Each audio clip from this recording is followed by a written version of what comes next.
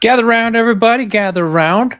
It's been a couple of weeks. Everybody sit down. Hi, my name's Clint. I'm a degenerate, and it's been 2 weeks since I've bet on MMA, and the UFC is back, baby. I can't wait. We are back. We had a massive break over the holidays. They gave us just a couple little cards where we got to, sink our teeth into them real nice, and then they took it away again.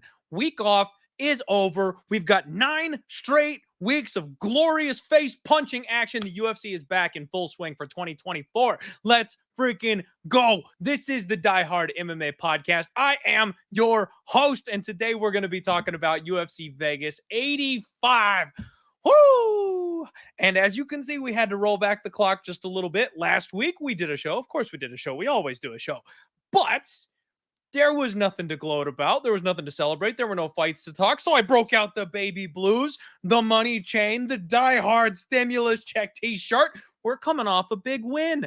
Last week doesn't count. The last fight counts, plus 10 units in the bag. We're starting off 2024 right where we want to. We're hot straight out the gates. I'm hoping to make some money this year. How's everybody doing? Mushroom MMA in the house. Air Dog, what is up? Everybody do me a favor and hit the like button. This is Pub Sports Radio. You know how we do. And we're bringing the hottest sports betting content to you daily right here on this very channel.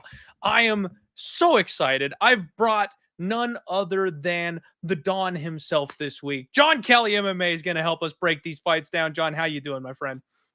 Good, man. First off, thanks for having me back on. It's been a while, but definitely excited to catch up with you and talk some fights, man. It's not the greatest card, but I do think there's at least a couple spots we could talk about for sure this week. Completely agree. Completely agree. Thank you for being here, John. They keep fucking with my damn settings, man. Every single week I come on here and there's a new layout for how we've got to have these two.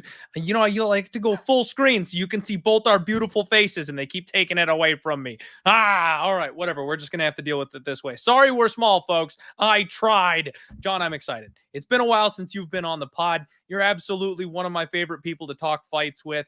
And this is a very intriguing card. Lots of really interesting matchups. Kind of tough to gamble on, in my opinion. Preliminary thoughts from you, just kind of over the top here. What do you think? Yeah, I don't know if it's like the sick pup in me, but anytime we get like these really low level cards, like I feel like I'm just in my element. So there's definitely a few spots that I think maybe I'll be able to maybe fire a bet with you, or at least provoke you to the betting window on a couple spots. Well, some weeks I come in and I've got 5 bets lined up and ready to go. I've already fired off on them. Some weeks I just want to talk it through. And that's this week, man. I know you are the king of Dana White's Contender Series, and there's a couple of alumni here on this card that are coming off that show. So I thought, you know what? I'm going to pump the brakes. I've got a couple fights circled. I got a couple spots I like, but I'm not going to pull the trigger yet until I talk to my boy, John Kelly. So we will absolutely be getting into this. Folks, if you don't know John Kelly, make sure you check him out. Wonderful, wonderful MMA content as well as DFS content. I've told you guys every time I get on here, I am fishing a barrel when it comes to daily fantasy sports. I play it every single week, and I get hyped up about once a month when I get close, but I donate, basically. So if you need help with your daily fantasy sports with MMA stuff, John is definitely a resource that you will want to use. But let's get straight on into this card, John. First up, we have got Thomas Petersen taking on Jamal Pogues. Heavyweight action to kick off our evening here, UFC Vegas 85. And like I mentioned, Dana White's Contender Series alumni here. Thomas is 8-1. Fought a guy on Dana White's Contender Series who really looked like he belonged more on Power Slap than he does in the UFC. These big double wide type of dudes that they can definitely get some of that weight behind a slap, but I'm not sure how their cardio is for MMA. Jamal Pogues, on the other hand, he's one of these 2-time Dana White's Contender Series contestants. Finally made it into the UFC. And okay, so John, I have a theory. It doesn't have enough pieces of the puzzle yet. Small sample size, so I can't prove my theory yet, but I just want to hear your thoughts. I feel like the 2-timers on Dana White's Contender Series, generally speaking, I think they're more likely to fail than those who show out on the Contender Series their first time and make it straight on into the UFC. It's like, man, if you're on Contender and they like you're not quite ready yet, they bring you back, whether you go 1-1 or 2-0, unless you're a guy who is 0 or 4-0, like a Bo Nickel or something. I just don't think you're UFC level. I don't think you're UFC material. They put you on the Contender twice, so you had to go back a second time to show Dana that you're quality, and then they get to the UFC and they just don't seem to do as well, man. Have you any thoughts on that? Yeah, I mean, I tend to agree. Every fighter is definitely different, and I don't have any type of data on that. But I think your thesis is probably correct. The only other thing that I'd add is sometimes like a situation like Jamal Pogues, like he didn't get the contract, but he still won.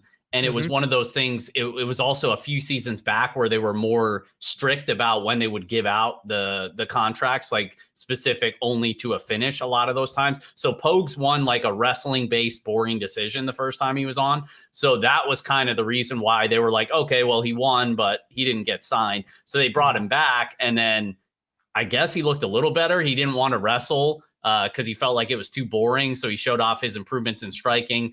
And it ended up working out for him. I mean, he got the win, wasn't super pretty, but now he's in the UFC. So, yeah, I mean, I tend to agree generally, but obviously every case is different. You mentioned the Bo Nickel. They brought him back on again. Some of these younger guys He's a different who just situation. don't have, yeah, but some others that just don't have a ton of experience. Sometimes he'll do something like that, or maybe he'll hint at it. Like there was, I think, 1 or 2 this past season that he was like, go out, get some more experience. We'll see you again or something like that. But yeah, I tend to agree. A lot of times when you see these fighters come back, there was that one Fortis fighter, boxer, I forget his name. He fought 2 The one that seasons immediately came to mind for me was Jamie Pickett. Yeah, Pickett's another one. There was a female fighter, big favorite, ended up losing her return fight to Contender Series. So yeah, there's definitely been a few where it's like they just don't have it. So yeah, I tend to agree. Yep. All right. So I got some backup here on the man who knows Dana White's Contender Series that maybe I'm onto something. We'll see. As we get a bigger sample size, we'll keep a closer eye there on that. But just quick breakdown of these boys here. This is striker versus grappler pretty clearly, I think, man. Pogues is going to be a little taller, 3-inch reach advantage. Petersen is definitely a grappler, and I hate his entries. He doesn't have any idea how to set up his grappling. He just kind of relies on being able to tank the damage that comes his way as he kind of plods his way forward and like tries to hug you coming in for a body lock, and then he gets you to the fence, and he works well from there. I'll be honest with you. Decent cage grappling, good mat returns. He has a decent little single leg on him. The last time we saw him, he like tree-topped his guy on Dana White's Contender Series, and it's like that was impressive. Like you saw that getting below this guy who has a super low center of gravity is not going to work. So take his ankle up and over his head, got him down to the ground. You love to see it. He trains at an ATT affiliate, so decent gym at least in theory. There, his record shows 8 KOs. However, a lot of those are ground and pound. So again, grappler, he's not taking people out on the feet, but if he gets on top of you, he can have his way from that position. Don't mind the grappler. Definitely can see the upside. I think he's kind of a diamond in the rough. Jamal Pogues, on the other hand, I am well documented on this show here, John, saying that I outright think this man is a fraud. I don't think he belongs in the UFC. I had a big bet on McParkin. That felt really good when he got that win there for me. Pogues started his career at 185.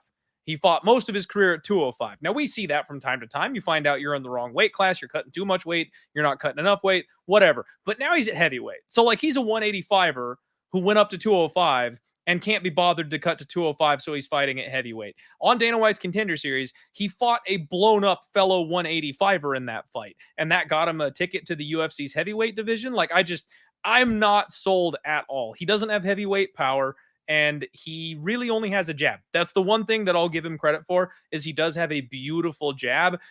That could be enough in this fight, and that's kind of what scares me, is that Petersen is so bad at this point based on what I've seen. Pogues could simply jab this man to death and not let him get to his hips. On the other hand, Pogues went 1 of 2 on takedown defense against Josh Parisian, who's one of the worst fighters in the UFC. So if Parisian can get you down, Petersen probably can too. Nasty fight to start the night out, John. I lean favorite. I think I like Thomas Petersen here in this spot. Minus 170, maybe a little bit steep, but I think he's rightfully favored just based on the way the skills kind of match up. What are your thoughts here on this one, man? Yeah, this one, it's kind of concerning because on one hand, like you mentioned, you didn't think Pogues was UFC level. I'm not sure that Petersen's quite ready for UFC level either. I mean, he certainly has a better style, I think, that could translate, just being a low-level, sloppy heavyweight guy that does have a little bit of power, that does have a little bit of a ground game. So I guess in theory, he'd have a little bit of a better ceiling than a guy like Pogues. I think the biggest thing for me is I just can't trust Jamal Pogues, because there were times where I thought he had a decent skill set. I mentioned the first Contender Series fight, he landed a ton of takedowns in that fight, and then he came back and his jab looked good, mix in some leg kicks as well. So it's like, okay, he's got, he's working on his striking, he has the wrestling to fall back on, and then he follows that up with not wrestling at all in that second Contender Series fight, then goes back to the wrestling against Josh Parisian, looked okay there, and then follows that up with the McParkin fight, where I don't even think he shot a single takedown in that fight. And that seemed like a clear path against McParkin, who's really just unproven in terms of his defensive grappling. And it's like, if you weren't going to wrestle, okay, fine, but at least be pumping the jab, at least be pumping the volume. He basically didn't throw much of anything. He didn't look good. He looked terrible on the scales. He looked sloppy, overweight, bloated. I don't know, man. I don't trust this guy. I don't think you can be confident in what version you're going to get of him. Mm-hmm. So that'd be the reason why I'm not getting involved on the dog shot here, because I do think as dicey as Petersen is, I do think he has more power in terms of finishing upside on the feet. And you mentioned the ground game. I know Pogues probably has the wrestling ability offensively, but if Petersen gets on top of him, that's the one thing about Petersen, is he's very dangerous with the ground and pound. Like you mentioned, he's finished most of his opponents that way. And I think a guy like Pogues, who I just don't trust to begin with, if he puts himself in some bad spots, I could see Petersen getting him out of there. So I think ideally I'd want like a Petersen early finish here, and then just, bump that money line price up for the next guy that he fights. And then we could fade him with somebody a little bit more trustworthy than Jamal Pogues. Yeah, I think that makes a ton of sense, man. Right now, current line looks like about minus 170 on Thomas Petersen, plus 145, the small dog Jamal Pogues.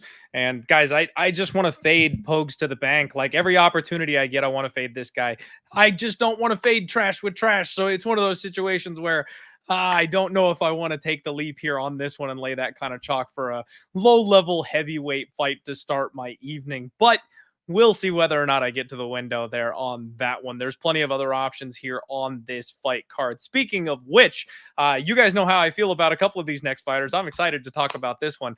Julija Stoliarenko takes on Luana Dread Carolina. And I have a weakness. John, I have a weakness. No, not the redheads, because obviously neither of these are that. But I have a weakness for these mangy, grimy, underappreciated dogs that just have the slightest chance, and they will just show out and fight for your money.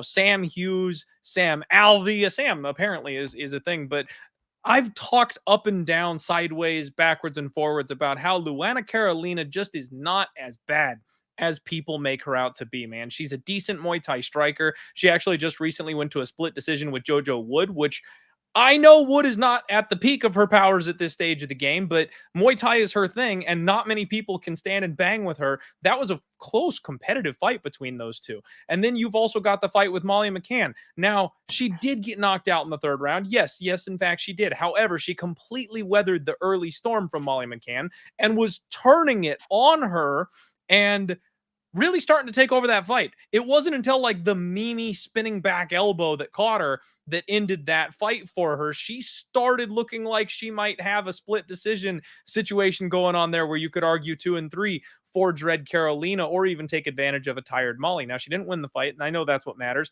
She is a bit of a meme victim. Ariane Lipski got that knee bar on her some time ago, but you can tell in her last couple fights, she's been working very, very hard on her grappling. They brought in Ivana Petrovic, and she was supposed to just roll straight on through this girl, and she was supposed to have a grappling advantage. However, that's not what went down. Carolina was able to out-scramble her. Carolina was able to get on top of her. She had a big striking advantage in that spot. Carolina's just not as bad as people want to make her out to be, man. Her opponent in this spot, I love me some Stoliarenko. The round 1 armbar queen. She has most of her wins by submission. Most of those subs coming in first round, and most of those coming by armbar. She is a bit of a specialist, man, but she made a special transition from 125 down to 115. Never thought we'd see the day. You know, she is the one who's got maybe the scariest weight cutting situation we've ever seen, where she like passed out on the scales. That video went viral when she had that bad situation, but it looks like she's figured it out. She can make 115 now, where she's big, she's strong, and these big physical grapplers like my girl Jillian Robertson, when they drop a weight class, it makes a world of difference. All of a sudden, those low percentage moves where you got to fling your opponent's body weight over the top of you to catch something in a transition, they work because you've got the strength advantage all of a sudden. Like, it doesn't work as well when you're giving up 20 pounds on fight night. So I think Julija is going to be very dangerous down here at 115. Obviously, we need to watch the scales as always, because she's only done it once. Who knows if the second time is going to go quite as smoothly. But I do think that because Carolina has a tendency to get memed and Julija just kind of memes girls on the ground, I do think we're going to see a round 1 armbar here. However, I will say, John, I think this is a good live betting situation because we've seen where Stoliarenko gets extended. Her striking is still very much a work in progress. The cardio isn't necessarily there just yet, and she's putting it all together. She is getting better, but I don't think she can strike Muay Thai with Carolina. So if she gets tired and can't get those takedowns, or if Carolina's grappling has improved to the point that she can defend and keep this thing standing, it heavily favors her on the feet. I think this is a Stoliarenko round 1 situation, but just watch closely because Carolina could take this one over.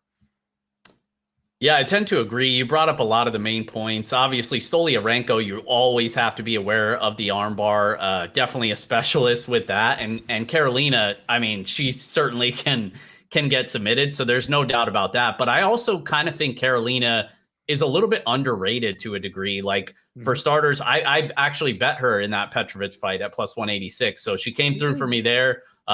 It sounds like you did too. So shout out to us for that one. So hopefully she can keep the good vibes rolling. I'm not sure if I'll bet her in this one. Obviously the price is a lot different here. You're not getting a big plus number, but I do think that if she can avoid the grappling exchanges early, I clearly favor her down the stretch to be winning minutes. She's a much better striker. She could use that range.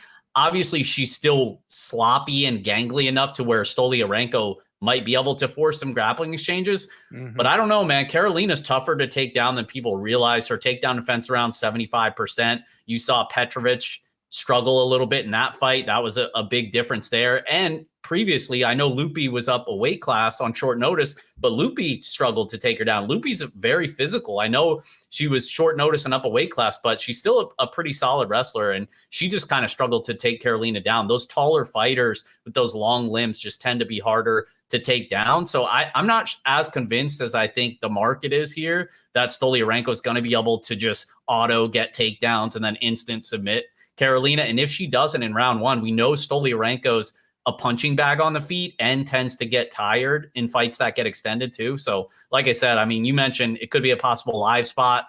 Certainly agree there. She's got to make it out of round 1, but if she does that, I favor her to win the fight. Yeah, I completely agree. And what's weird about this one, man, is you look at the total, they've got it set at 2.5. and the over is -150. Julija's money line is somewhere between -125 and -135, depending on where you shop. But the over 2.5 is favored. Now, I know the stigma in women's MMA is that it's going all 15 minutes no matter what. And that's why those overs are usually chalked. But we've seen the bookies get smart and make an adjustment recently. We have seen in Jillian Robertson fights, for example, the under 2.5 being -160. Like, they've finally gotten wise to, there are certain women's MMA fighters that absolutely have that finishing upside, and they've lined those fights appropriately. This one's a head scratcher, because if the path to victory for Julija is an early submission, I would think that this would be minus money to the under 2.5. So it's very intriguing to me that they have this fight going 15 minutes more than likely. However, Luana is not the one favored, because I think if it goes all 15, I would favor Carolina a decent amount.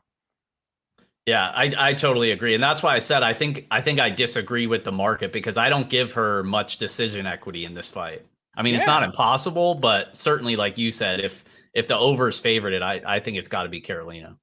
Very interesting. Very, very interesting situation here. So I am kind of leaning dog or pass from a money line perspective on this one, John. It sounds like you are as well. I think I might leave this more as a live bet, because round one is going to get hairy at some point. And I've learned a couple times that if you identify those ones where you got to survive a hairy situation, you might save a couple bucks. If you get tapped early, there's no victory in that. There's no line value in that. I want to keep that money in my pocket. So we've got live betting. That might be the way I look to attack this fight as we get going. What's up, Air Dog? Saying Stoliarenko, round 1 sub, or Carolina, round 2, round 3 TKO. I don't mind it. I don't mind that at all. It's kind of a binary way to play the fight. Obviously, you get hosed if it goes all the way to the decision. But hey, Carolina TKO late is probably going to pay pretty well. I can't wait for those props to come out. I will be taking a look at those myself. Absolutely. Next fight up, Blake Bilder returns against, I believe it's Jeong Lee in this spot. And this is a really fun fight, John. I don't know if I have to apologize. I don't know if I have to pump the brakes. I'm not quite sure what it is I need to do here, because I have not been correct in my assessment of Blake Bilder since he got to the UFC. I was so hyped on this guy, John. I thought Blake Bilder was going to be a big freaking deal. And this is where I'm struggling, because maybe he's still just getting his feet wet. Maybe I was right, and he is going to be a big deal, and he is going to turn that corner. But I have not been impressed in his first 2 fights since he got here off of Dana White's Contender Series. 1-1 so far here in the UFC, and I cannot for the life of me believe that he lost to Kyle Nelson. That was the spot where I was like, smash. I really thought Blake Bilder was going to absolutely run through Kyle the Monster Nelson, and instead he got popped in the mouth and didn't want to come forward anymore and lost a decision. I never saw that coming in a million years. This is a guy who his entire career is based off of cardio deathing people, right? Like, he just is a forward pressure, stay on the gas type of guy. And he mauls people. He can take you down. He can cook you late. He TKOs people in the second and third round. Love that style. Absolutely love that style. But he seemed small against Kyle Nelson. And it really seemed like he did not enjoy getting hit by Kyle Nelson. And it was a stiff jab, the only thing it took to really slow Blake Bilder down and back him off. And that's concerning when he's getting matched up against 10-1 Jeong Lee. Now, this guy's coming off road to UFC, and I know a lot of people get mad at this kind of stuff, John, but I have to, we're gambling here, right? Like, we're not trying to be PC to protect anybody's feelings or anything like that. We've got to talk strengths and weaknesses, because we're looking to make money off of these situations as best we can. The Asian markets for UFC are not great. Like, these guys come over and they're just not on the same level as a lot of the other nations. A few exceptions, obviously. There always are. We always say that. There's always a few exceptions, but just the general amount of talent, they seem to not quite have it together the same way that the other countries do. And especially when you get like Asian grapplers versus American wrestlers. We cut more weight. We tend to be physically stronger. They get on top, they take them down, and it works. You can bank on the USA wrestler almost 99% of the time in that specific matchup. And that's my worry here with Lee, is because he's 10-1. He looks so great. He looks big. He looks physical. He looks impressive. But damn, his last fight was against Yiza. And Yiza is a fellow Chinese prospect. Like, he's another guy coming out of the Asian markets. And I do apologize, not fellow. Young Lee is South Korean, so not the same thing. But you get my point. They're both coming out of the Asian market.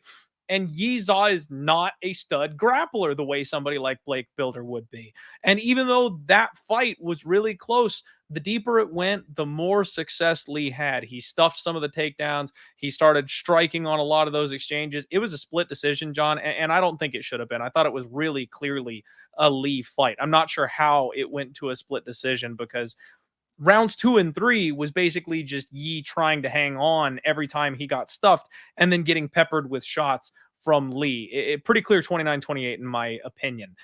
So you've got exactly the same guy that Blake Bilder just struggled with. Big, tall, decent takedown defense, decently fast hands, decent power, and we're going to run it back.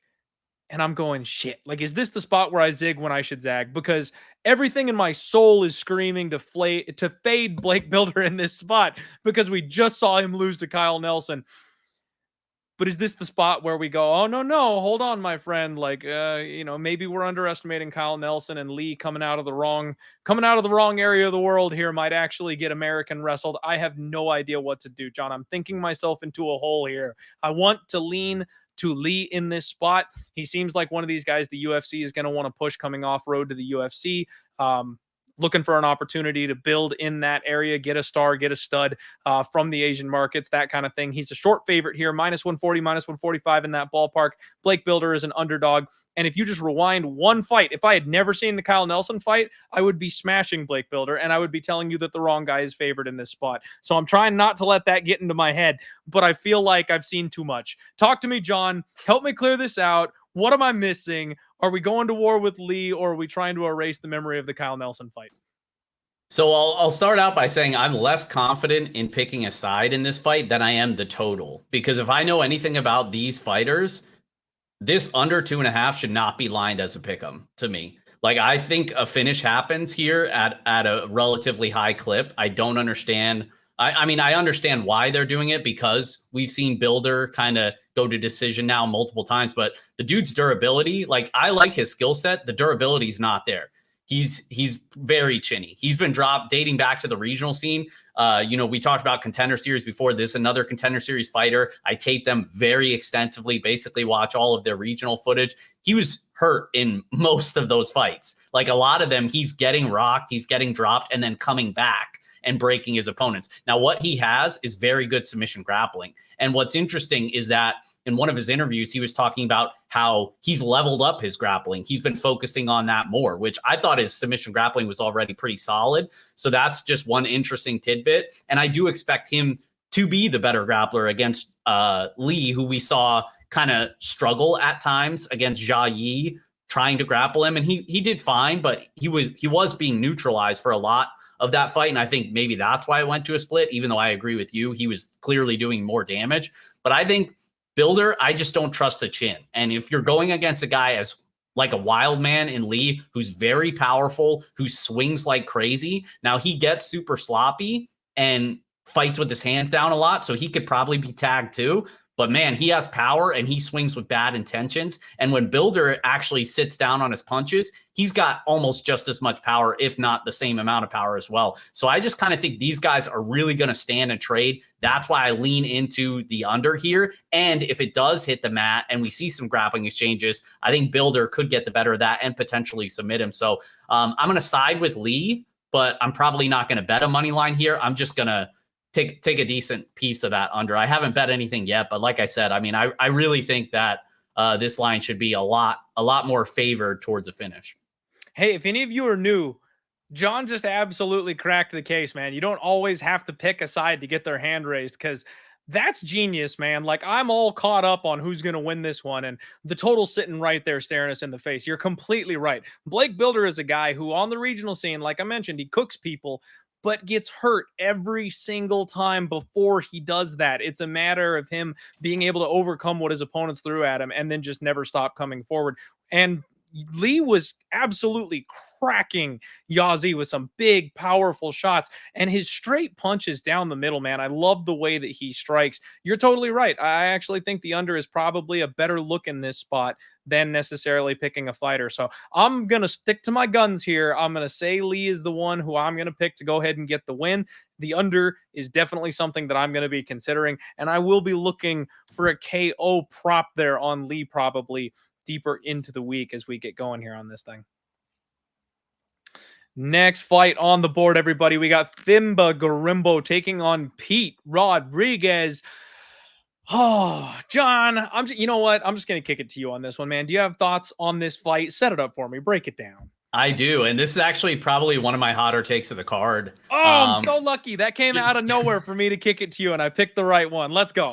Just because Pete Rodriguez is one of the bigger underdogs here. I think I could see a lot of people just taking the lazy approach here. Oh, well, Gorimbo, he's a good wrestler, volume wrestler. He's just going to grind him and blah, blah, blah.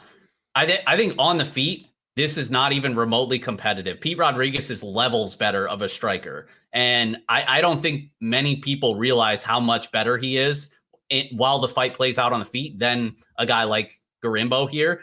Pete Rodriguez at the MMA lab, he's got good boxing, dude. He's got good boxing, good leg kicks. He rips the body very well. Gorimbo on the feet basically just he's throwing teep kicks and looking to close distance and shoot sloppy takedowns. If he does that here against Pete Rodriguez, and Rodriguez is able to stuff those first couple attempts or maybe catch him with the knee like he did Mike Jackson up along the fence, like I honestly think Pete Rodriguez is going to knock out Gorimbo this weekend. Obviously, if the fight does get extended, well, then, yeah, certainly the most likely outcome, Gorimbo repeat multiple takedowns. Pete's never fought. He fought into the second round just once as an amateur. All of his professional fights have ended inside the first round. So his cardio is completely unproven. He's definitely more of a front runner. So I'd side with the cardio probably not being that great. But I just really keep going back to the striking advantage in the first round, big power advantage as well. And I think Gorimbo's sloppy enough to where, I don't know, man. I think Pete's really going to catch this guy and shock some people. Gorimbo's not even all that durable. We've seen him knocked out before on the regional scene. We've seen him wobbled as well. Like I really think Pete Rodriguez knocks him out. I just really do. Damn, man. So here's the thing.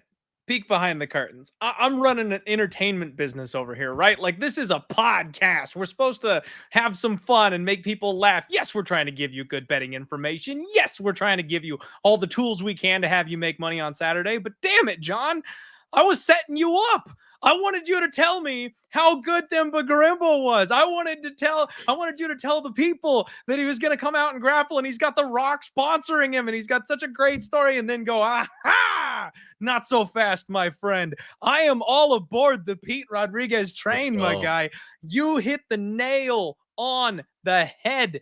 This guy is much better at striking than his opponent, and we have seen him in there against who exactly? He's 1-1. He makes his UFC debut against Jack Della freaking Maddalena. Jack Della Maddalena, a man who's entering the contenders circle after he knocks out Gilbert Burns in a couple of weeks, okay? That's an insane prospect for your first fight in the UFC. Also, maybe the worst stylistic matchup on the board, a guy who's taller and longer than you and a better boxer than you, which is your primary weapon in MMA. Worst idea ever. They give him a cupcake. Mike Jackson next, right? Takes him out in the first round. So, like, we don't know anything about this guy.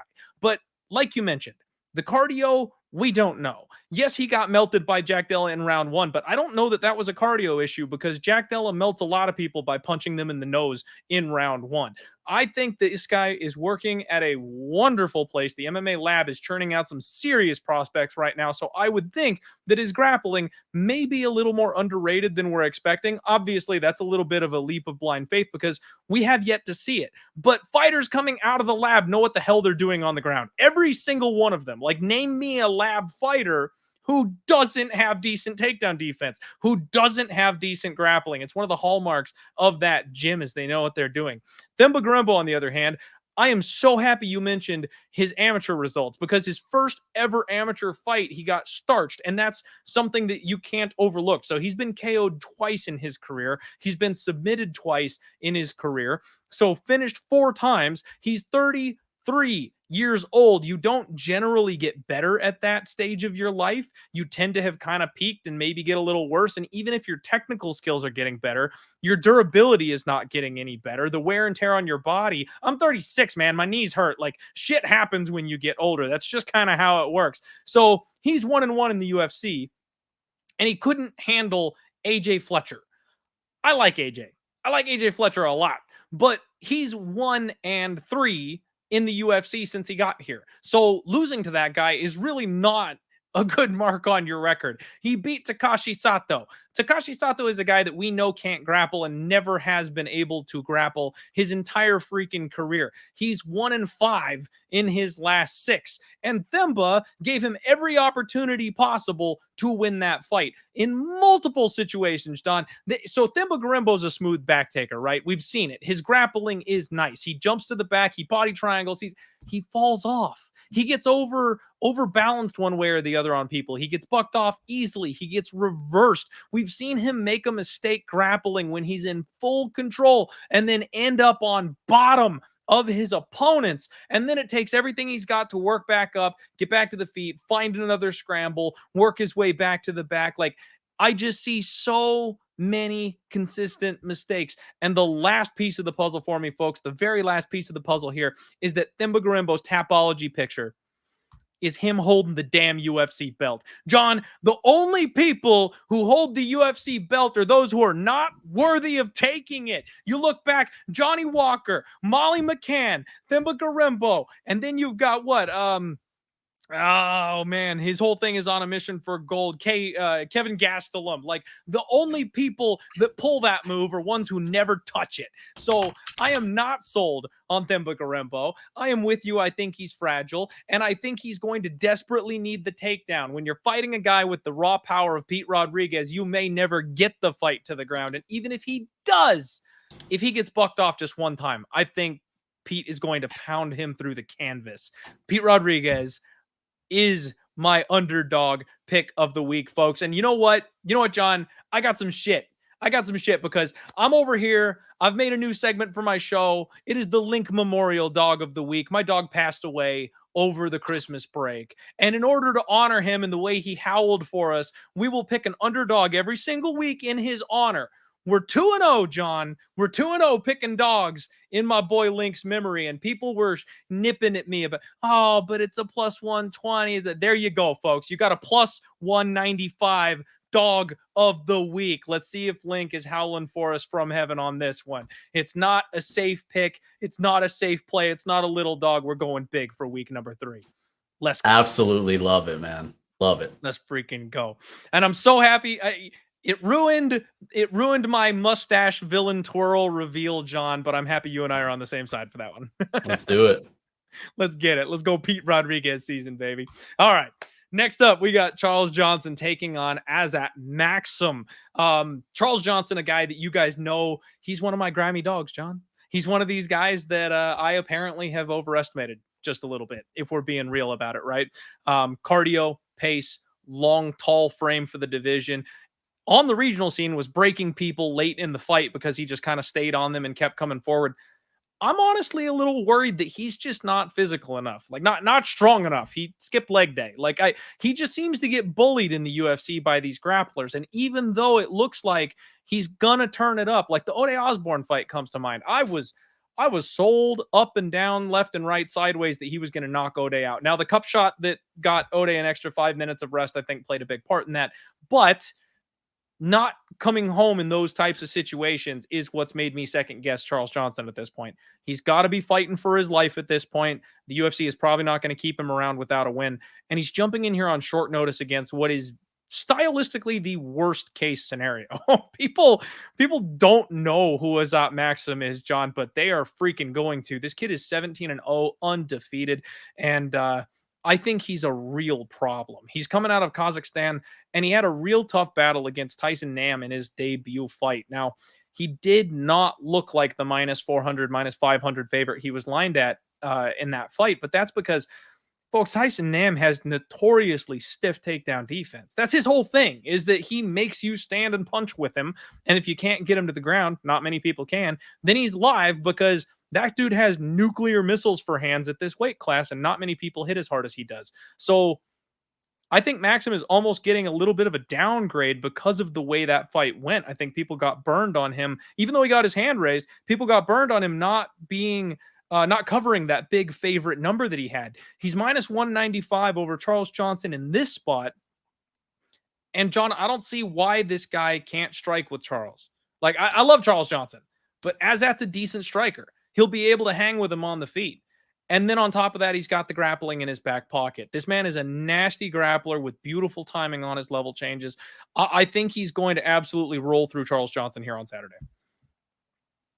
Yeah, you know, I hate to keep agreeing with you, but it sounds like we're playing in the same sandbox this week, even with the underdog and Pete Rodriguez. But I agree with Maksum here. You know, Charles Johnson, I'm just out on this dude. Like, you mentioned the Osborne fight. That one stung me because I went into that fight expecting Charles Johnson to be a live bet look, got the price I wanted, got exactly everything I wanted, and he just didn't do enough in round 3 when he clearly had more gas in the tank than Osborne did. So he's just one of those fighters that doesn't do enough to cement these close rounds. And when you match him up with one of these guys that are just going to keep shooting at his legs, keep him stuck against the fence, like even if they're not getting him down, or when they do, he's popping right back up. That's all fine and good to beef up your takedown defense stats, but you're not winning fights that way because all of your offense is being neutralized. And I think that's what's going to happen here with Maksum. I mean, even in the last fight against Estevam, where he made it a sweat coming back in round 3, credit to him because he actually did go for it in that fight, which we wanted to see from him. Yep. But at the same time, at the same time, he still didn't get the finish. And Estevam was a standing corpse. He was so tired in round 3. And I just think at this point, we have a massive sample. Anytime Charles Johnson faces somebody that's going to shoot multiple takedowns and has some grappling chops, he's not going to be doing enough to win rounds. And I think that's what happens here. The difference is Maksum is actually not a bad striker either. Like some of these other fighters that he fought, it was like, oh, well, maybe Charles Johnson is the better striker if he can keep the fight standing. Like, even if he does keep the fight standing against Maksum, I'm not even sure that he's winning these striking exchanges. So I'm with you, man. I think Maksum wins. I think it comes by decision because as much smack as I just talked about Charles, he's very, very solid defensively in terms of the grappling. He's pretty durable as well. The dude, I believe, has never been finished in any fashion. So I think Maksum gets it done, but it's probably one of those underwhelming decisions because that's just kind of the way that Charles fights kind of just always leads to those type of outcomes.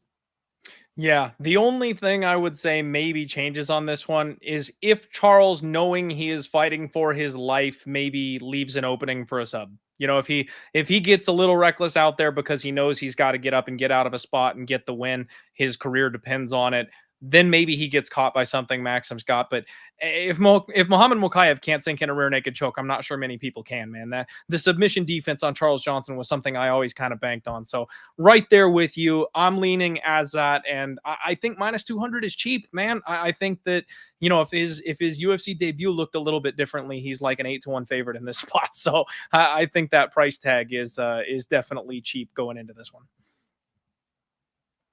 All right. And we've got about 130 live viewers. Thank you all very much for being here. We're going to take a real quick break to pay some bills. Bear with me here. As you guys know, this is Pub Sports Radio. We're sitting here on our home, and Pub gives away $100 every single week. So if you guys go pubsportsradio.com, sign up, you just got to pick the fighter, pick the round, pick the method, and the winner every single week gets $100. It's that simple. What other platform is giving away that kind of money for free every single week? Come play with us, hang out. It's good stuff. And like my guy Mushroom says, hit the like button while you're here. Why don't you? Next up, Spectation Sports. If you like regional scene MMA, this is the place to be. Promo code DieHard will get you 20% off your subscription at Spectation Sports. They just had Cage Titans this past weekend where Dana White Contender Series alumni Mitch Raposo defended his title there. So some good shows here on Spectation Sports. Definitely a place where you want to go, especially if you're going to be looking to get these up-and-coming fighters, guys that may be on a Dana White's Contender Series cards sooner than later, you'll find them here on Spectation Sports. And again, that promo code is simply diehard. The Sharp app, this is where you can go if you need models, professional bettors, statistics. They monitor Sharp and public action for every single sport, every single day. I can't help you with NBA. We're closing in on MLB season, and I'm going to be relying on them heavily because I'm an absolute fish in baseball. Check out the Sharp app. I'll have a link to the Discord here in the description below. And of course, you guys know all about Bet Openly. Look at these freaking numbers, man. 1% juice, John. Every time you go place a bet on Bet Openly, instead of laying minus 110, you will get plus 100 for a coin flip. So Thomas Petersen is only minus 156 on this platform. You can get plus 133 on Blake Bilder. And for those of you who are in it, we are on week 3 of the Bet Openly Gauntlet. We're giving away $600 in a contest here. It's a bankroll management contest. 1, 2, and 3. The biggest winners will get cash prizes at the end of a 6-week gauntlet on Bet Openly. So good luck to all the runners here. I'll get that posted up on Twitter for you guys to make your entries this week sooner than later. And last, but certainly not least, John, you know a thing or two about fight numbers. I do. All right. So if those of you who don't know, our guy John provides a service. Fight Numbers is going to be an excellent resource for you, especially you MMA DFS players. John, hit them with the good stuff. If there's anything they need to know about this site, please tell them what they can find here. Yeah, appreciate the plug as always, Clint. We got a lot of good content and resources. It's mainly geared towards DraftKings players. We have a private Discord, ownership projections, DraftKings fighter rankings. I do a Thursday deep dive strategy show where I'm basically just talking high-level strategy of that specific slate. It's for subscribers only. We got a GPP leverage column as well. Prize picks, underdog fantasy. Some is free, some is behind the paywall. A lot of good stuff out there. Again, most of it is geared towards DraftKings players. There is some betting stuff as well. And that's definitely, we're looking to add some betting tools and more betting content in the future. But it's totally up to you guys. There's a free trial right now, 30 days, and that's only this week. So after this week, that's going away. But if you sign up this week, you get your first 30 days for $0. And then if you like it enough, hopefully you'll stick around. If you don't, that's cool too. Hopefully you'll still check out the site and support. But yeah, check it out. Let me know. There you go. Well, and you guys, John has hooked us up here, diehards, with another little discount.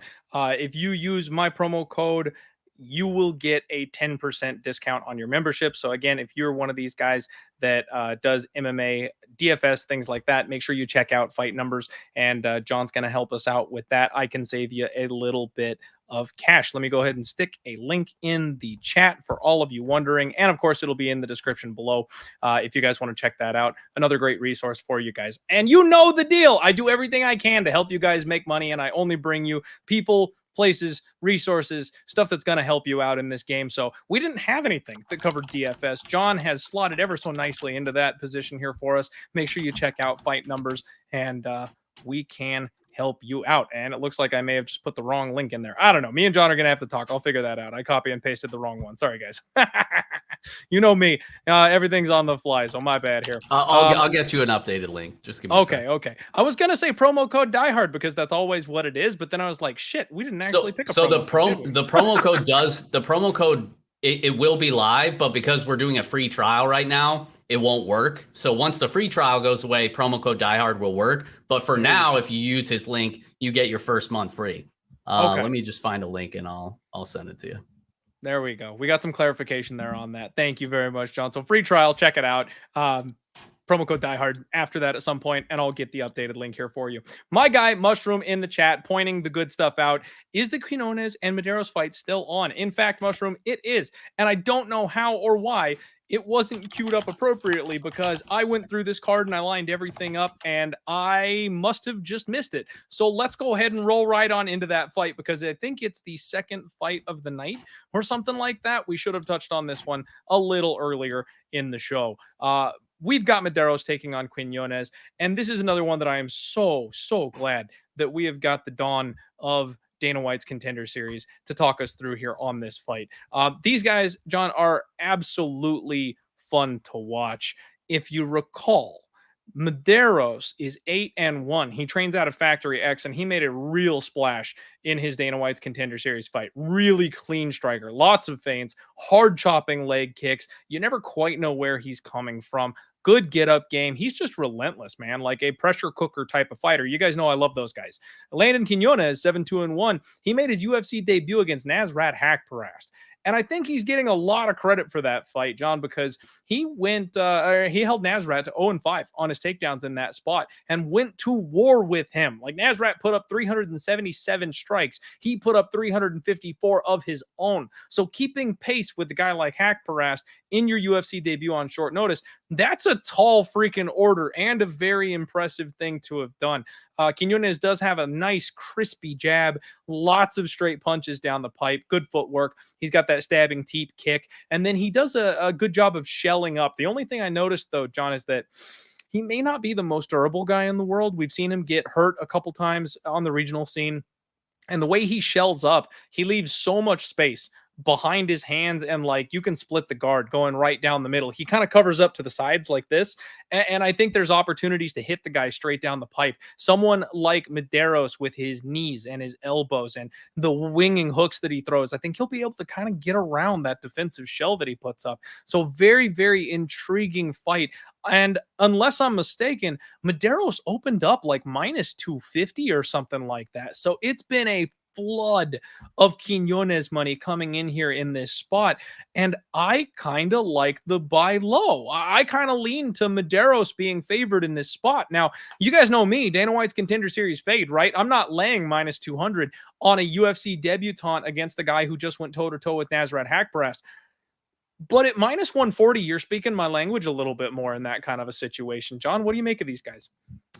Yeah, once again, I'm tending to agree with you, unfortunately. And a lot of my sharp buddies like the Quinones side. Obviously the market's moved heavy in that direction, but I don't know, man. Mederos, he proved me wrong on Contender Series. He fought a grappler in Aliaskhab who was definitely gassed after the first round, not even the end of the first round, but it was still impressive to see him, fight off those takedowns. His striking has always been impressive to me. He's a Factory X guy. You see that in his style. He's dancing around the outside. He's got a strong jab. He's got knockout power, mixes in the leg kicks as well. One thing I'll say about Quinones is, and one thing that I try to avoid is like we see these fighters that sort of outperform expectation in their UFC debut.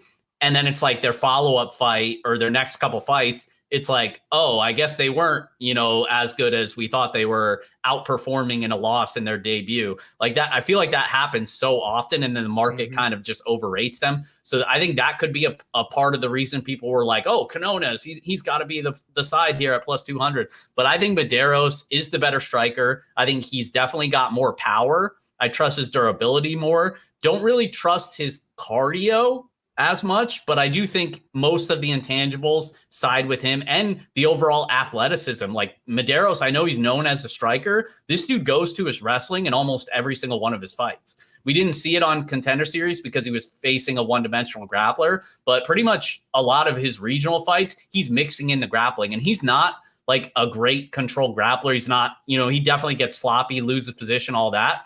But he's just very athletic, can mix in the takedowns. If the fight's going to be close in the striking realm and he's landing the bigger shots and then he could land a takedown or two, I think Mederos will do enough to get his hand raised here. And I actually like the fight to go the distance here. I like the overs, which maybe is a hot take based on the market. But I do think Quinones, while he has been chinny at times, I do think he should be durable enough here against Mederos to make it the distance. So we'll see, but I may end up with a play on the over.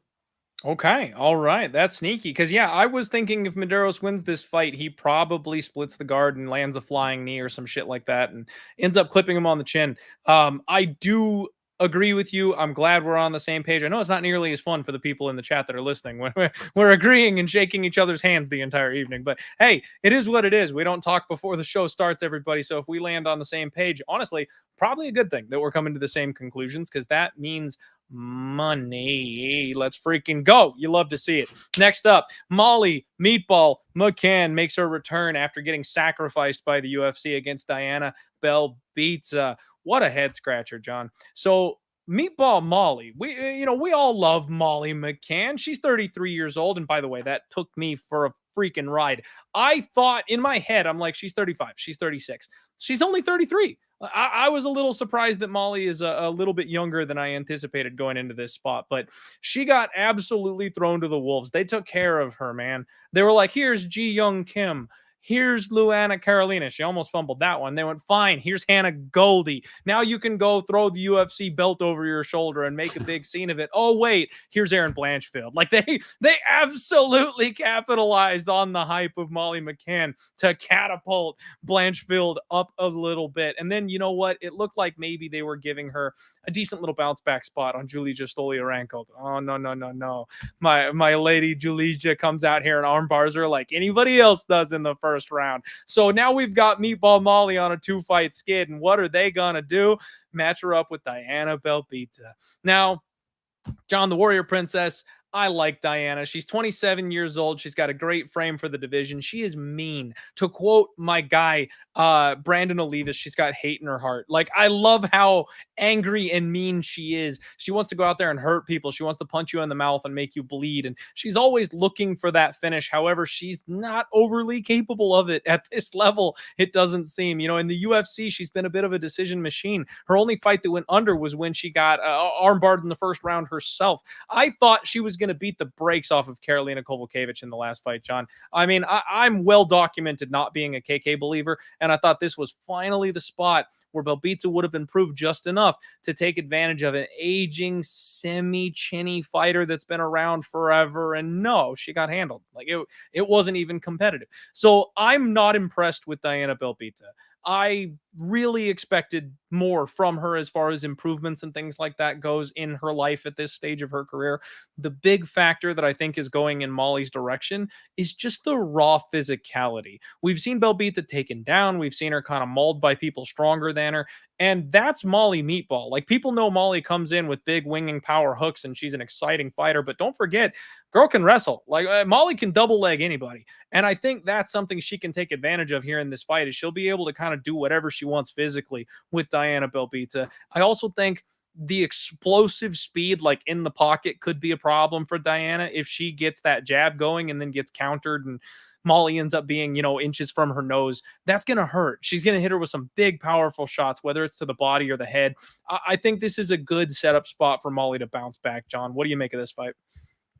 Yeah, I don't really have too much to add, to be honest with you. I think Molly clearly has more power. She's somebody that wants to get inside her boxing range, fight in the phone booth, and land those big shots, put on a show for the crowd. And I think that's probably what happens here. I could see Belbita being competitive, but you mentioned the takedowns, the bigger shots coming from Molly. I think that's going to be enough to swing rounds. So I think Molly wins, probably doesn't cover, just wins like an underwhelming type decision. But I do think she wins. Yeah, I'm with you. And you know what? That's kind of a good point, because as hard as I think Molly does hit, Diana's tough. She's not fragile, So you're probably right. She probably survives a mauling unless she gets like crucifixed or something like that. She probably survives getting mauled on the ground and survives the big shots on the feet, answers back. Honestly, it's probably a pretty fun fight, John. Yeah. I mean, every Molly fight's a fun fight. She's a good character. I like Molly. Can you believe the jokers out there who complain about women's MMA constantly? Molly is must-see TV every time she steps in the cage, man. Agreed. She brings it. I love it. All right. Next fight on the docket, Gilbert Urbina takes on Charles Radtke. And you know what, John? Like, I keep hoping that you and I will disagree on something and you'll want to come back and rebuttal something I got wrong. It just keeps not happening. So why don't you tell me about Gilbert Urbina and Charlie Radtke and see if maybe we can vibe it up that way? Yeah, I think there'll be a couple here on the main card that we'll disagree on. I don't know if this is going to be one of them. I was tempted with Radtke here. I didn't end up picking him to win. I do think the size of Urbina could be an issue for Radtke. Radtke is also pretty low volume. Urbina, I trust the pace more of Urbina. I don't really trust Urbina's chin, so I think Radtke's probably going to need to hurt him early here. But I do think Urbina's probably the better submission grappler. I trust his pace more. I definitely trust the cardio more. We've seen Radtke kind of slow in fights that get extended, and there isn't many for him that do get extended. But he's another one of those guys that I think you have to worry about the gas tank if it goes to round 3. And I don't think that's the case with Urbina here. So that was kind of what pushed me over the edge. This is another one where it's like, I'm not betting the favorite at -200 because I think the fight plays out more competitively than that, but I am going to side with Urbina. I think, a finish due to Radtke kind of gassing out, I think that's in play here. So I think Urbina can get a late stoppage. Okay. Hey, I don't mind that one bit. And you're right, though. We do kind of align on this one here yet again. Urbina, you guys, when he made his UFC debut, I made a big bet. We cashed heavy on Urbina. But the one thing we've got to do here is pump the brakes a little bit, John. Like, I know sometimes we level ourselves, sometimes we outthink ourselves, but remember who he beat in his UFC debut. It was a Kosi brother. Like, the Koski brothers have been exposed for not quite being UFC caliber. So I think we need to take that with a little bit of a grain of salt. Yes, we did our job. Yes, we made the money with Urbina, but does that mean he's going to be a money train going forward? Not necessarily.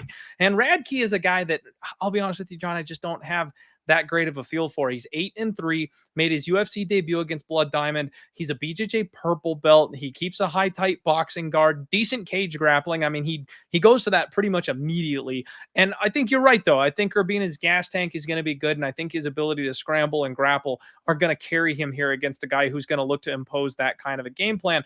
But the big thing is, man, I said I actually thought that Radtke might have been brought in just to get Blood Diamond to win. Like, he's not young. He's older. They call him Chuck Buffalo, 8-3, 33 years old, didn't come off the Contender Series. Like, I just couldn't figure out for the life of me why this guy was getting the UFC shot in that spot. He's got a loss to Austin Hubbard on his record, a guy who's fighting for his life in the UFC as is. Like, it just seemed to me like it was a bit of a rush job, and maybe they were trying to get Mike Mathetha a win at UFC 293 with Israel Adesanya highlighting the card. So yeah, I'm not a believer in Chuck Buffalo. I lost some money in that spot because I think I did pull the trigger on Mike live, as it were, because I expected Radtke to fade. So right back to the well. Gilbert Urbina, I think he's got enough to go ahead and get it done. He'll have a 3-inch reach advantage here in this spot. But the big question, John, is the durability, because you made mention of that. We've seen Urbina hurt a lot leading up to his fights in the UFC. And that's where, like I mentioned, he was really in no danger against Orion Kosi was the one who he fought. Yep. If you get into a spot where you can touch this guy on the chin, you got to worry a little bit.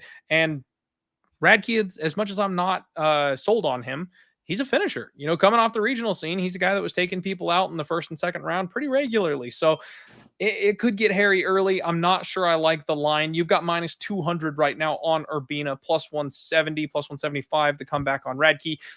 Definitely a favorite or pass spot for me, but I think I'd rather side violence. I think one of these guys probably ends the night rather than picking a side. All right. And we have got, it looks like 5 fights left to discuss, ladies and gentlemen. Thank you all for being here. We got 145 live viewers on the show. Hit the like button for me. Make sure you check out my guy, John Kelly, DFS. Support him for coming on here and sharing all these knowledge bombs with you here today. Next up, we've got Aliaskhab Khizriev taking on Makhmud Muradov. Oh boy. Makhmud Muradov, John. This guy, this fucking guy. I have gone to war with Makhmud Muradov more times than I care to admit. 26-8. The whole thing was his jam was he was the first Money Mayweather teammate, that's in MMA and not boxing. He was supposed to be a damn big deal. Lost to GM3. Kind of got out grappled against Caio. I will die on the hill, John, that if you run that fight back, Makhmud Muradov won the fight against Caio Perallo. I still believe that that's facts, but it shows a loss on his record. And then in his last fight, he had old, beaten, busted up Brian Barberena and was hanging on for dear life in the 3rd round. Brian Barberena, who almost retired, who's been chinned a million times, who is fighting up a weight class, that guy. Makhmud Muradov couldn't take him down and control him with 15 extra pounds on him. He couldn't finish the job when he had him hurt, robbled, and walked a couple times. Like, this guy gassed out trying to fight a man of full weight class below him. I am so done with Makhmud Muradov. John, it's not even funny. I am beyond over the Makhmud Muradov experiment at this point. Aliaskhab Khizriev, 14-0, undefeated, 1-0 off Dana White's Contender Series. He got that weird spot with Denis Tolulian, who, by the way, is an absolute can. No surprise there that he got the fight done. So you guys know me. I'm very skeptical of these guys coming off Dana White's Contender Series, especially when they get jumps like this. But damn, dude, people are treating Khizriev like he's the dude already. Like he's got that air about him. Not like a Hamzat, you know what I mean? But definitely he's got that special vibe about him when people are talking to him. And the fact that they're giving him a dude like Muradov in his second UFC fight, to me, that kind of speaks volumes as to where the UFC believes he should be. He mixes his striking and his grappling very well. He's got a big left hand. He's got hard kicks, beautiful timing on his level changes. And I know we haven't really seen him extended, at this level, but I would dare to say that he probably has a better gas tank than what we've seen from Makhmud Muradov, especially if he makes this a well-rounded MMA fight where there's grappling involved. I'm not going to be laying minus 175 on this man. I do think Makhmud is live if he fights perfectly, but I've been counting on this guy to fight decently, not perfectly, just decently, for the majority of his career, and he's cost me money. So I will not be backing the dog in this spot. It's favored or pass for me, John. Yeah, it's kind of hard to get a super confident read on Khizriev just because we haven't seen this dude, not just in the UFC very often, but he's had like 10 minutes of fight time over the past 5 years or something like that. Like it's kind of crazy, the layoffs. Like he fought on Contender Series in 2020, I think. 2020. And then took about 2 years off, made his debut, and then almost took another 2 years off before this fight. So it's the dude is just not active. On top of that, he's definitely undersized for middleweight. Like he's shorter. It seems like he used to have a six-pack, be kind of shredded back when he fought at 170. I don't know why he's keeping the extra weight and staying at 185. So it's kind of like a mystery between that and the long layoffs that just kind of confuses me. But in terms of the skill set, I do think he's pretty good. Like he's obviously got the Russian, grappling background. His wrestling's very good. He's a good grappler as well. But it's also the striking. Like he fights out of southpaw stance. He loves those high head kicks. And I think he could have success maybe catching Muradov with that. We saw Mearshart and somebody else have a little bit of success with that. And I think one thing that I noticed too is Muradov, a lot of times in these grappling exchanges or defending takedowns, he tries to do that judo hip toss and he gives up his back. And guys that do that against Khizriev, it's a pretty big mistake. We saw it on Contender Series. We saw it in the Denis Tolulian fight. It wasn't even really a takedown, but Tolulian gave up his back, got submitted instantly.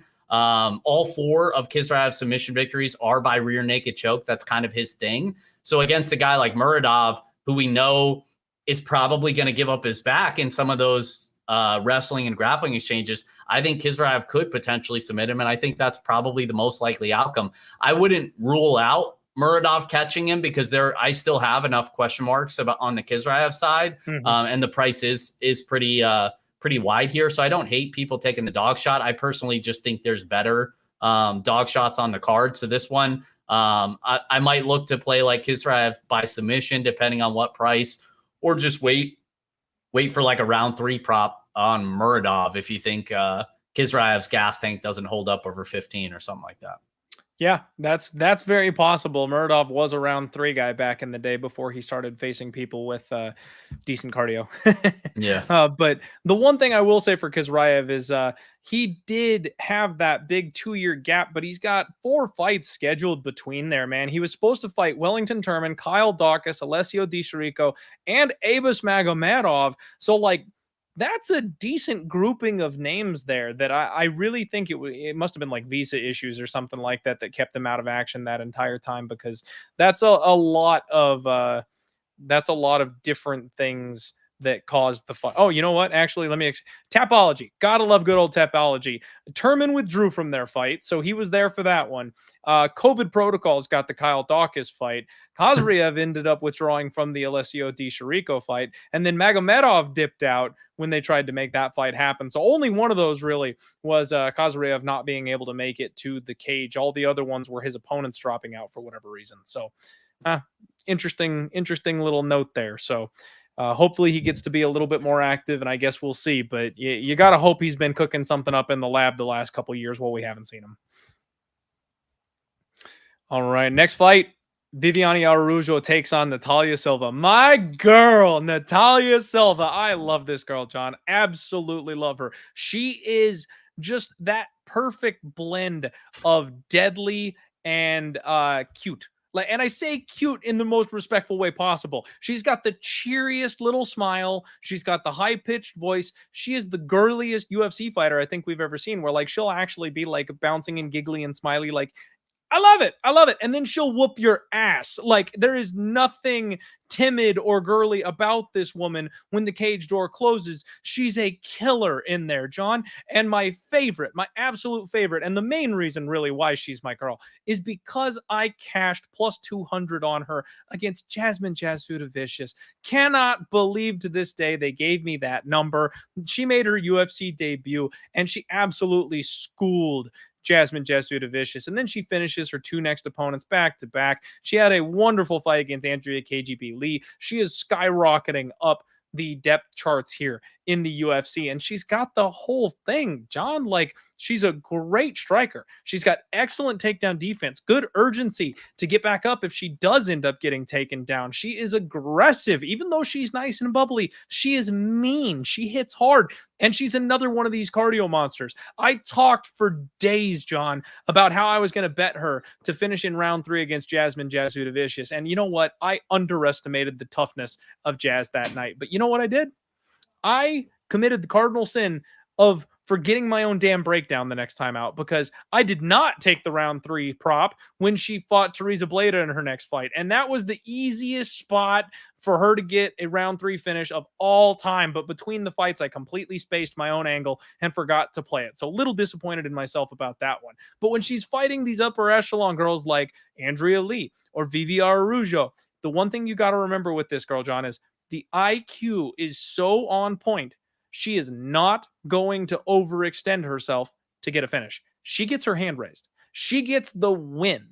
And because of that, I think a lot of people might get suckered into taking inside the distance props on Natalia Silva and be really pissed off when they don't come home, because she will absolutely take the decision if that's the shortest point between A and B. So be careful when you're playing her, because she can finish, but she might not if the fight doesn't play out in a way that offers up that finishing ability. Now, I've been talking nothing about her opponent here in this spot, and I don't mean any disrespect to Vivi. I actually really enjoy Vivi. She is 37 years old, though. She's getting up there in age. She's 2-2 in her last 4 losses coming to Ribas and Grosso. I bet her in the Ribas fight. I really thought that she was going to have the power to chin Ribas, like we've seen her get hurt on the feet a couple times before.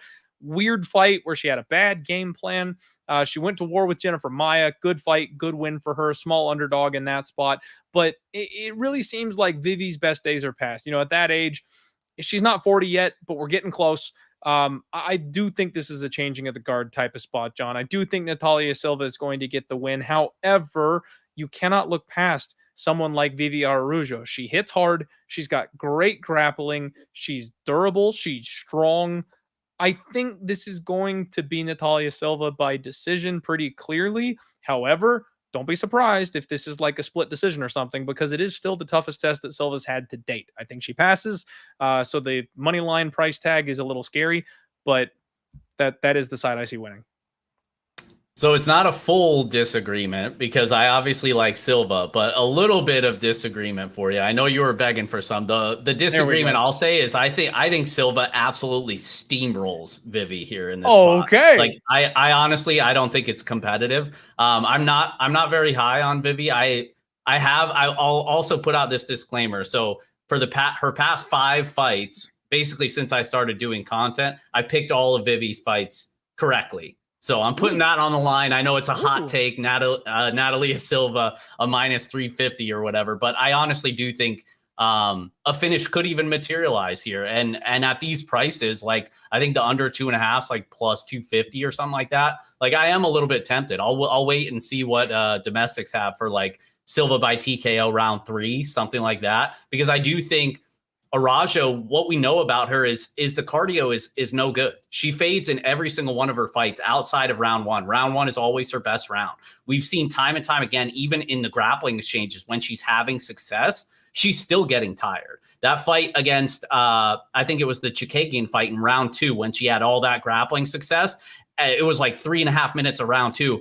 And then Chikagian finally gets up and Vivi's just a standing corpse. She's so tired. And that was with her in dominant position.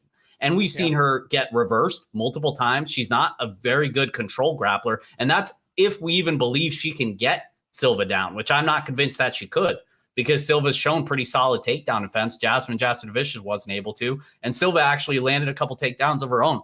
Excuse me. I'm getting all fired up here, man.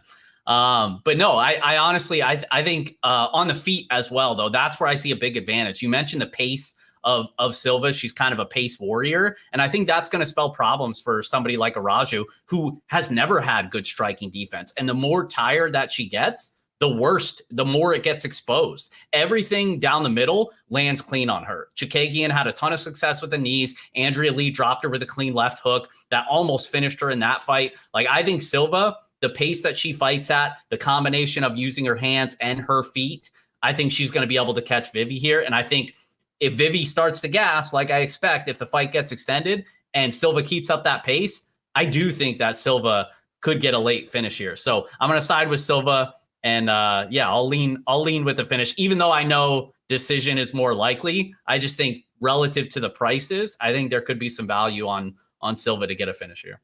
Okay, all right. We got at least a little bit of a disagreement here for you guys. Maybe we go back to the round 3, John. Maybe we just go back to the round 3 sprinkle. I'm seeing 18-1 on Bet Online for the round 3 KO TKO. You usually want something a little sexier than that with women's MMA because the finishes do not come easy. So that's a bit of a bummer. I was hoping for a better number, but they know what's up. They know how dangerous Natalia Silva is. You can't expect a gimme every time. Yeah, and a book like FanDuel or somebody else is definitely going to have a better price. They might give you like a 30-1 or something like that.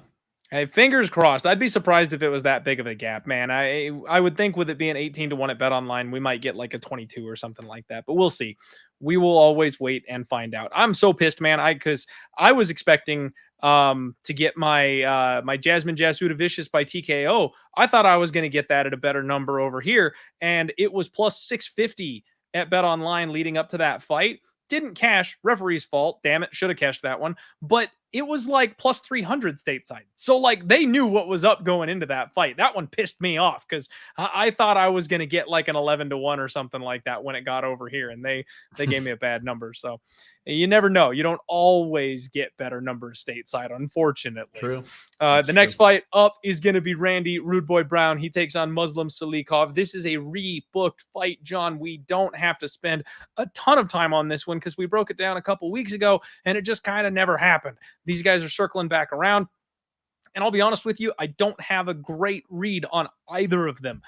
Randy Brown seems like one of those guys where he's got all the tools to maybe be in the contender circle, but just has never been able to put it together and get there. I worry about his durability a little bit. We've seen him kind of memed and knocked out like the Nico Price, like hammer fist from bottom KO. Those kinds of things always concern me. He does a good job of managing range. He's got a sneaky submission game.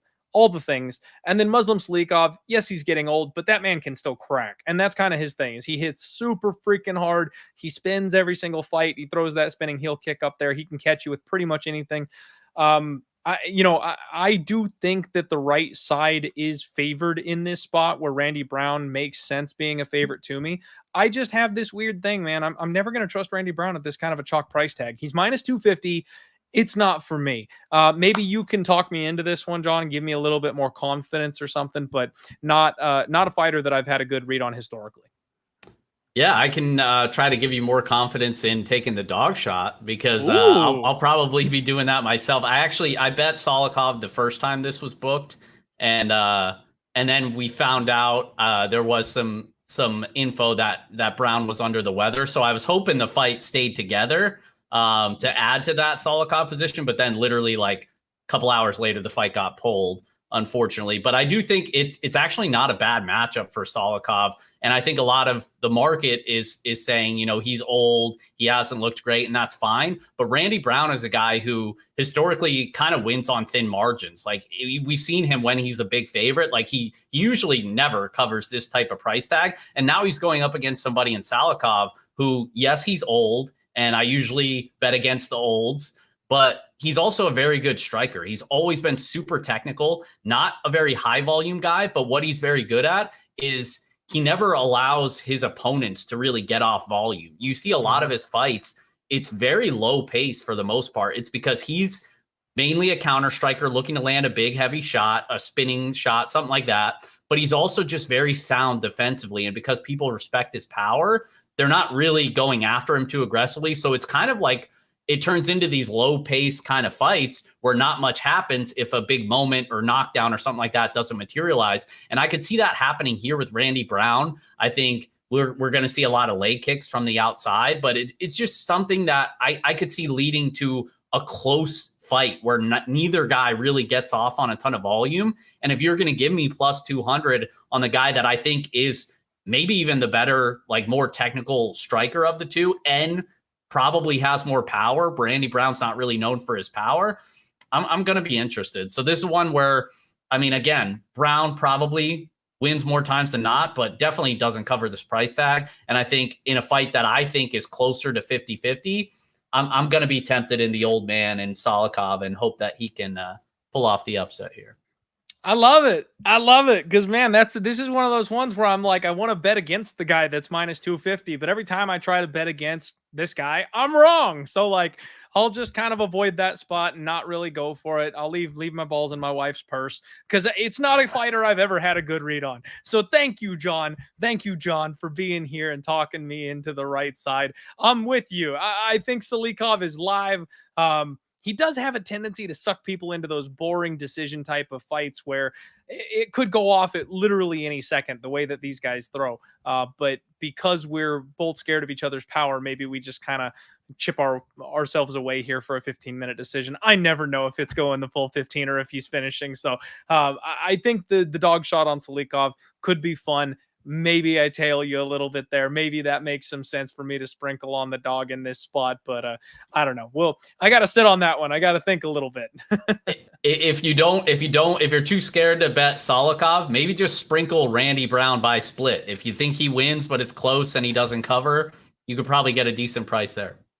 That's not such a bad idea because, yeah, it probably does have a swing round in there, where it's questionable which way it went. You love to see those when you bet those split decision props.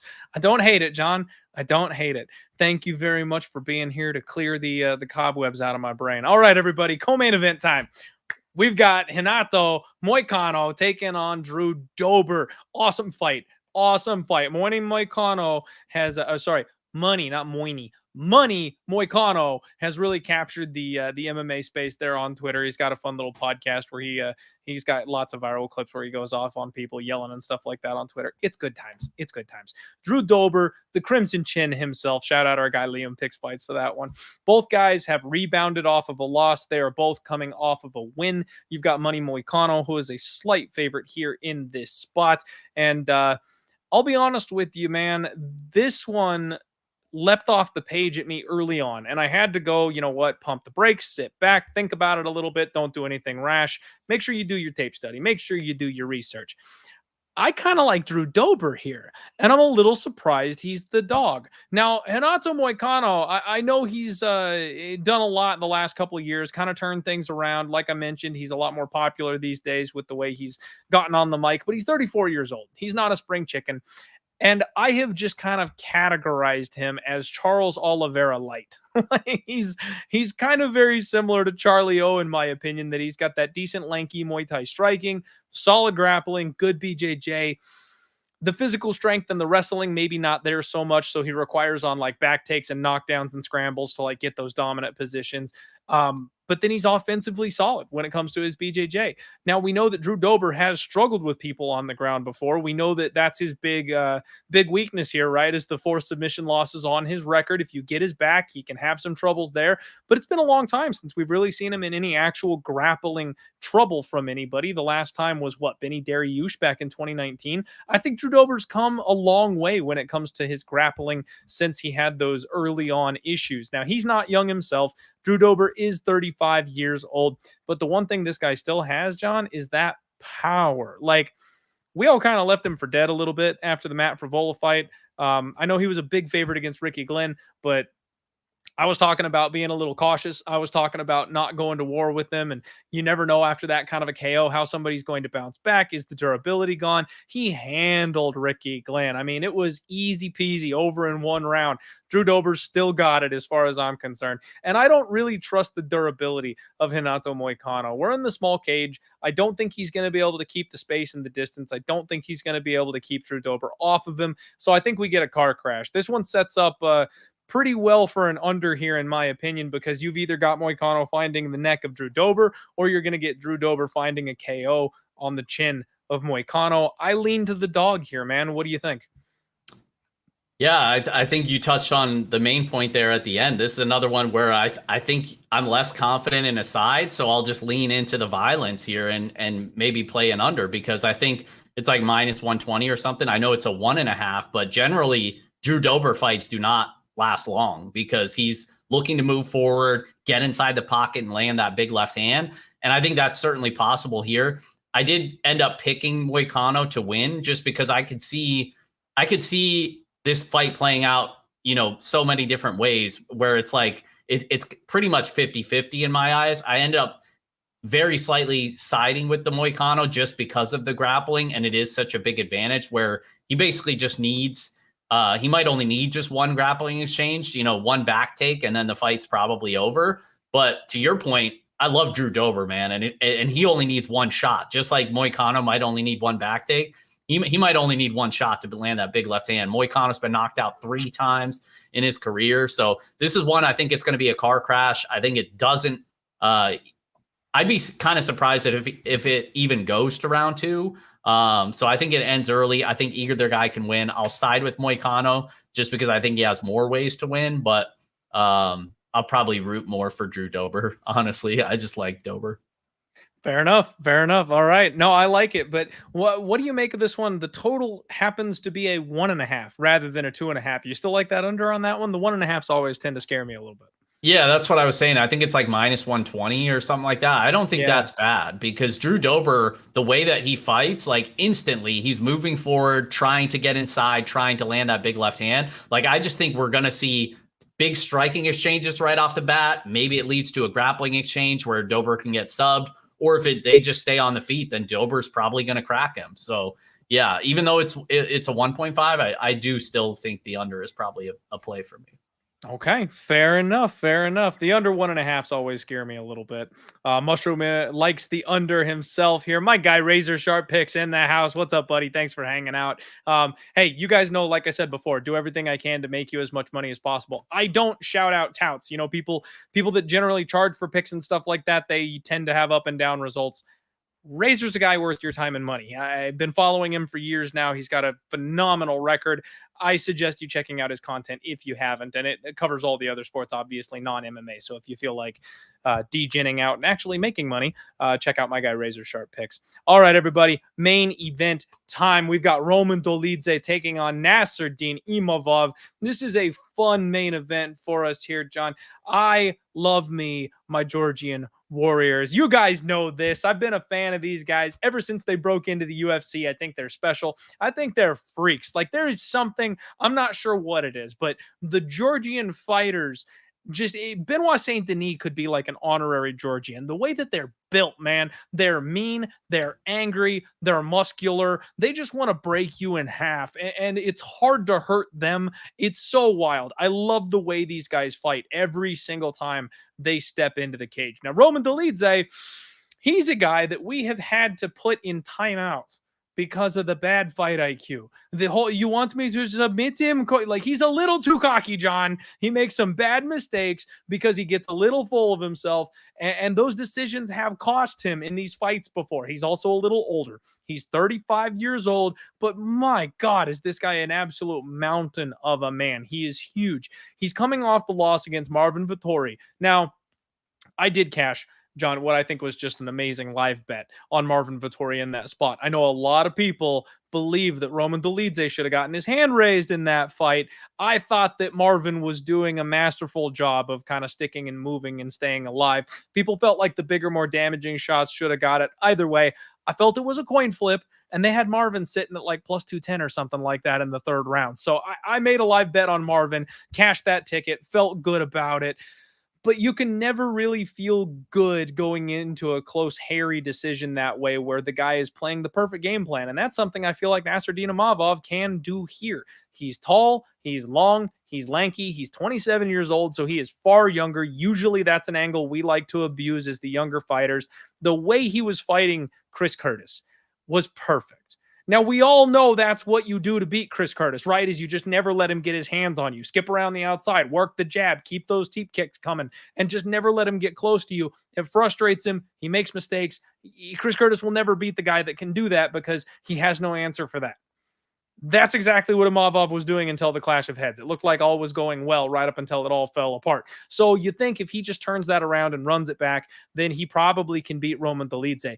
The difference here for me, John, is that Chris Curtis is a guy who realistically is fighting up a weight class. Roman Dolidze is fighting down a weight class. This is a man who is large enough to fight up at 205. And on top of that, the way he was coming at Marvin Vettori, I don't know that there's a lot of human beings who can take that, John. Marvin Vettori is known for being incredibly durable. The man has an absolute steel reinforced chin. It is impossible to finish Marvin Vettori. And some of the big shots that Dolidze landed on him, I think, would take lesser men out. So the fact that Dolidze is willing to just bite down on the mouthpiece and come forward when he needs to crash into these guys, I think that'll serve him well in this fight. On top of that, we're in the small cage. We're in the apex. We're not in the pay-per-view octagon. We're not in the big cage. And I think that lends itself to him tracking down someone like Imavov who's going to try and use that space. I think Dolidze can take it away. And then you look at the grappling. Yeah, Dolidze is a BJJ player and sometimes will accept bottom position. And that is a bit of a red flag here to me, John, if I'm being honest. Every once in a while, that's a thing that I don't want to trust, because if you're losing minutes on your back, you're not winning the fight. But Imavov, once upon a time, lost a clear majority decision to Phil freaking Hawes. I had so much money on Imavov that night, John. I've been the biggest Phil Hawes hater on the planet, and I was absolutely sure that Imavov was the worst case scenario matchup for Phil. He was going to have better cardio. He was going to have better striking. As Phil Hawes faded, he was going to crack this guy on the jaw, which we know he doesn't have a chin, and he was going to KO him late. Like, we figured out he had no chin way back in 2020. So, like, it wasn't a recent thing that we realized he was chinny. And Imavov did not out cardio Phil Hawes, and he did not out grapple Phil Hawes. In fact, he couldn't touch the guy on the chin to knock him out. Like, he had every opportunity in the world, a really good matchup, and couldn't take advantage of it. I kind of feel like maybe Imavov just isn't it, man. I mean, I know his loss is to Sean Strickland, who is until very recently the champion, but Ian Heinisch was kind of falling off the face of the planet. Edmund Shabazian is the gasser of all gassers. So getting a second round finish over him is nothing to write home about. And then being the guy that can stay on the outside against Buckley and Curtis. Again, he won those fights. He should have won those fights.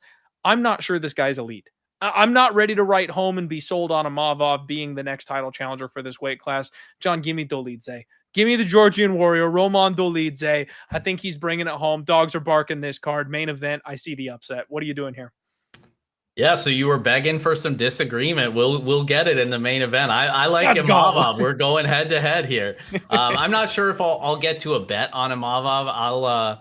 I'll watch the market, see what happens. I probably won't end up laying the chalk, but because Dolidze is just very dangerous, and I do respect the finishing ability of a guy like Roman Dolidze, but he's also a guy that I've definitely looked to fade probably more more than others, just because he's kind of big moment reliant or finish reliant. Like even like the Hermanson fight, like he was getting beat, and then it was just like one bad mistake by Hermanson, boom, the fight's over.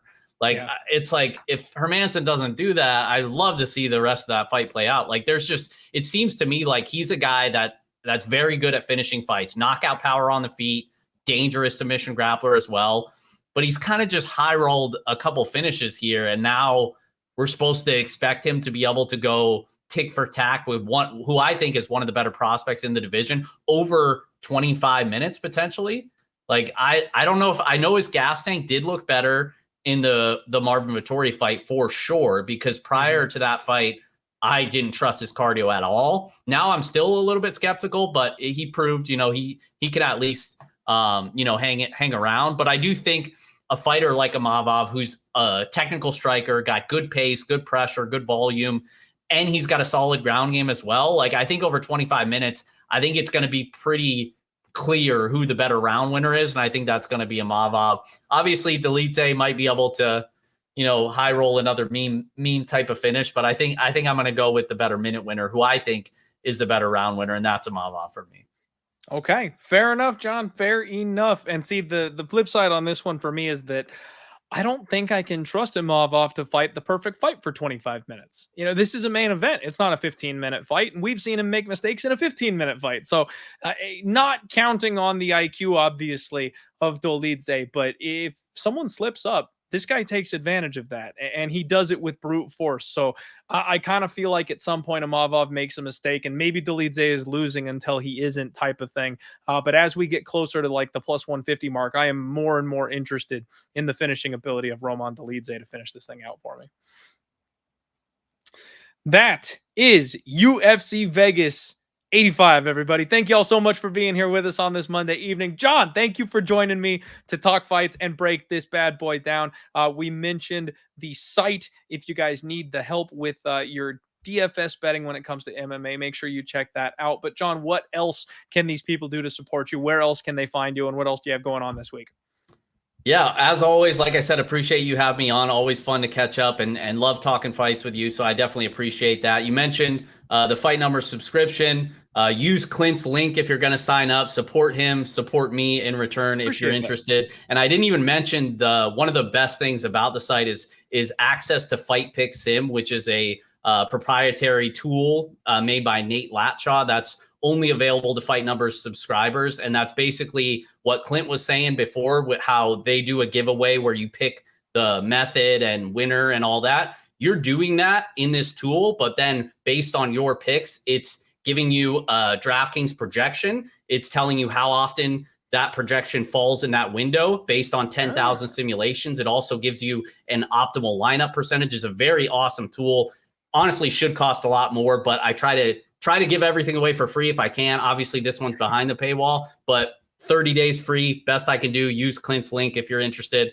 And yeah, as always, appreciate you guys. You can follow me on Twitter at John Kelly DFS. That's where I post all my content and all my other shenanigans as well. And you might even see a Don Kelly appearance here and there as well. Love the Don Kelly appearances. They're worth their weight in gold. You guys know the deal. See you Friday for the undefeated post-weigh-in show. Thursday for the total takedown. And Pub Sports Radio has a live bet companion every single fight night. So if you guys want to come hang out with the boys, bet live on fights throughout the show, make sure you're camping it right here at Pub Sports Radio. I just want to say thank you all for being here. We've been gone for a long time. We had those 2 little weeks back, and then we had this weird week-long break in the middle. It's been uncomfortable for MMA fans the last couple of months, but we're back. We're on track. We're on schedule. I appreciate all you guys, your support. Do me a favor one more time if you couldn't hit the like button before you head out, especially if you haven't done that already. It helps a lot, guys. It really does. I know it's everybody on this damn platform talks about it all the time, but you'd be shocked at just what a difference one little click of your finger makes for us. So thank you all for being here. Without you, there's no show. We got nothing to talk about. We got nothing to do if you guys weren't here hanging out and talking fights with us like the degenerates you are. So appreciate you guys. Have a wonderful week. Let's kick some ass in 2024. It's going to be our year. I'm feeling it. We're feeling good. The reads are clear. We got good guests, and we're going to kick some ass this year. We're going to make some money. Let's freaking go. Have a great week, everybody. Let's roll.